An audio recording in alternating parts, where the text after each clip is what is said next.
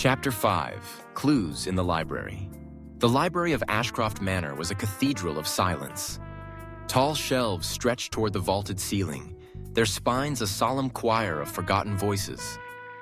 Dust floated like pale motes in the air, disturbed only by the faint creak of floorboards beneath Miss Marple's steady step.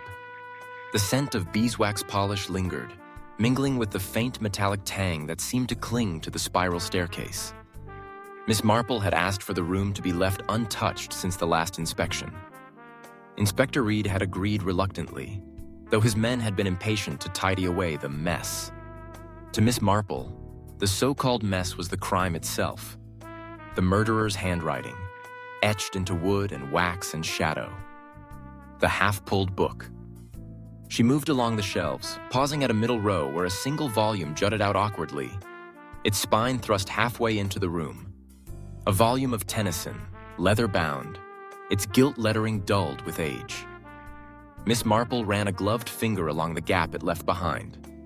The wood was curiously free of dust, as though something small had been hidden there recently.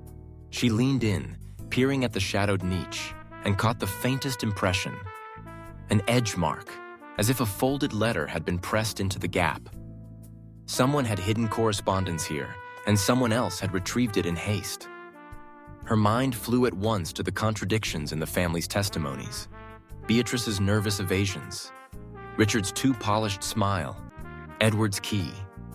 The missing letter could have held the reason Harrow was summoned here, the bait that drew him to his death, the drips of wax. At the base of the staircase, Miss Marple knelt carefully. The carpet had been brushed, but not well enough to fool her. Hardened drops of red wax dotted the rug in a small arc. She held her breath. The library sconces had burned clean with white wax, but these droplets were crimson, the same shade as the seal on Lady Helena's private correspondence. Sealing wax, Miss Marple whispered, almost to herself. Not candle wax. She imagined the scene, someone standing at the head of the stairs, holding a sealed letter, breaking it open in the flickering candlelight. The wax fell, unnoticed in the tension of the moment, but enough to betray the letter's presence. And when the confrontation ended, in violence or panic, the letter vanished. The glove. Her eyes narrowed at the far corner of the shelves. Stooping, she drew out a single black glove, leather, slender enough for a woman's hand.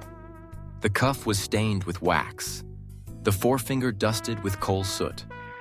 A curious thing to misplace, Miss Marple thought. Gloves are rarely dropped without their pair being missed. And yet no one in the household had claimed to have lost one. She folded the glove gently, turning it in her fingers. It was less a lost item than an abandoned one, hidden in haste, concealed behind books where the finder might stumble upon it only by accident. The spiral stair. Finally, she ascended halfway up the spiral staircase. Here, where Julian Harrow had fallen, the banister bore a curious mark. A wide smear, faint but visible in the right slant of light. Not a scratch, but a glossy swirl, where beeswax polish had been rubbed hurriedly into the wood. She ran her hand lightly over it. The surface was slicker than the rest of the railing. It was no simple accident of cleaning. This was a trap, a hazard laid deliberately. In dim candlelight, a hand reaching for support would slide rather than grip.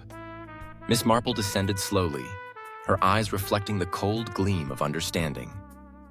The quiet deduction. By the time she returned to the hearth, Miss Marple had pieced together the fragments into a fragile but undeniable outline. A letter, hidden in the Tennyson volume sealed in red wax, used to lure Harrow, wax traces proving the letter was broken open in this very room. A glove, abandoned, stained with wax and soot, a clue to its owner. The slick banister, beeswax to betray a grasping hand.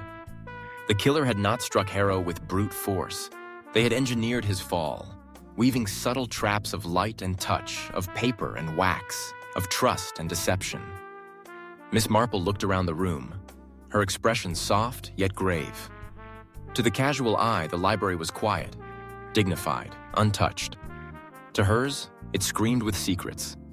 You wished it to look like an accident, she whispered into the silence.